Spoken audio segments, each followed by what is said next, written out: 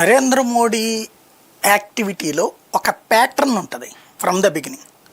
వాస్తవంగా ప్రపంచంలో అమెరికా అధ్యక్షుడి దగ్గర నుంచి రష్యా అధ్యక్షుడి దాకా, చైనా అధ్యక్షుడి నుంచి వియత్నాం అధ్యక్షుడి దాకా నరేంద్ర మోడీ శక్తి ఏంటో తెలియనోడు ఎవడూ లేడు ప్రపంచంలో. Highest strong person of the world, not for India. America అధ్యక్షుడు భుజం మీద చేయగలడు, రష్యా అధ్యక్షుడి భుజం మీద చేయేసి పక్కన కూర్చోబెట్టగలడు.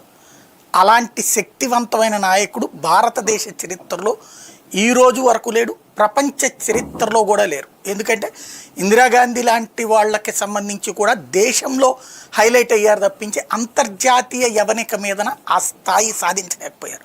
మన కళ్ళెదురుగుండా కనబడుతున్నటువంటి సత్యం, మోడీ ఏ విధంగా బిహేవ్ చేస్తాడు. బైడెన్ అయినా భుజం మీద చేయగలుగుతాడు, ట్రంప్ అయినా సరదాగా మాట్లాడగలుగుతాడు. మన వాళ్ళు ఇదివరకు బిక్కుబిక్కుమంటూ కూర్చునే ప్రధానమంత్రుల స్థాయిలో ఇవాళ రోజున సరదాగా ఫ్రెండ్తో మాట్లాడినట్టు మాట్లాడేయగలడు. అదే సందర్భంలో సౌదీ అరేబియా యువరాజు నా బ్రదర్ అని మాట్లాడేటటువంటి చనువు ఉన్నటువంటివాడు, మరొక వైపున మాల్దీవులు లాంటోడైనా సరే మర్యాదగా మాట్లాడడానికి ఎక్కడ దాకా వచ్చి చెప్పుకోవాల్సినటువంటి పరిస్థితి తెచ్చుకున్నటువంటి వాడు.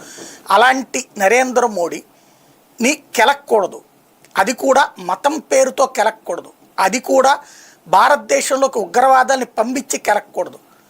ఎవరైతే తన దేశంలో విఫల సైన్యాధ్యక్షుడైనటువంటి ఆసిఫ్ మునీర్ తన వైఫల్యాన్ని కవర్ చేసుకోవడానికి మొన్ననే వచ్చినటువంటి బెలూచ్ రెబల్స్ వాళ్ళ రైలు ఆపి